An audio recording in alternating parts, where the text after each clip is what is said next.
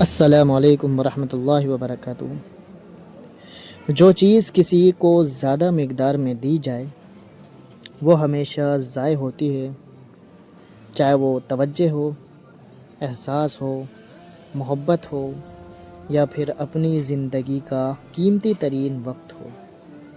کسی کی پہچان علم سے نہیں ہوتی بلکہ ادب سے ہوتی ہے۔ کیونکہ علم تو ابلیس کے پاس بھی تھا لیکن وہ ادب سے محروم تھا۔ زندگی میں جب بھی آپ تنہا محسوس کریں تو یاد رکھو خدا نے سب کو دور کر دیا تاکہ پیچھے صرف تم اور وہ رہ جائیں، یعنی خدا۔ اگر آپ کے ساتھ زیادتی اور ناانصافی کی حد ہو جائے تو یہ سوچ کر خاموش ہو جائیں کہ اوپر والا جو بیٹا ہے نا، وہ کسی کے ساتھ ناانصافی نہیں ہونے دیتا۔ جس طرح چھوٹے چھوٹے سوراخ بند کمروں میں سورج طلوع ہونے کا پتہ دیتے ہیں، اسی طرح چھوٹی چھوٹی باتیں انسان کا کردار نمایاں کرتی ہیں۔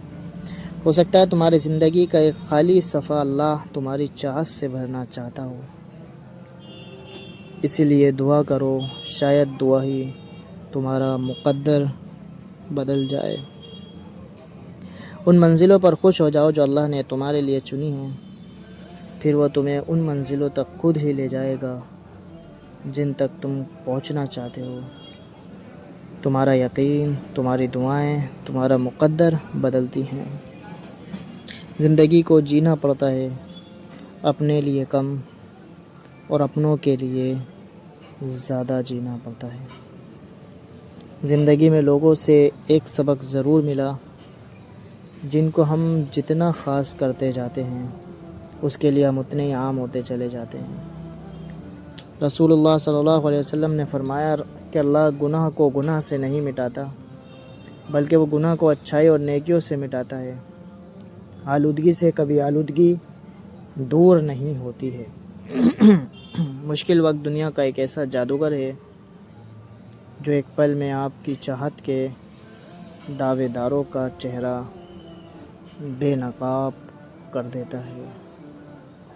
جیسے دن کی روشنی رات کے اندھیروں کو مٹا دیتی ہے، ویسے ہی نماز فجر زندگی کے مسائل، زندگی کی پریشانیاں، زندگی کی مصیبتوں کو ختم کر دیتی ہے۔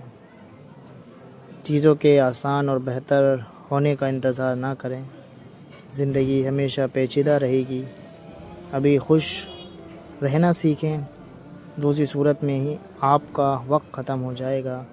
دوستو جاتے جاتے ویڈیو کو لائک اور چینل کو سبسکرائب کرنا مت بھولیں۔ جزاکم اللہ خیراً۔ السلام علیکم ورحمۃ اللہ وبرکاتہ۔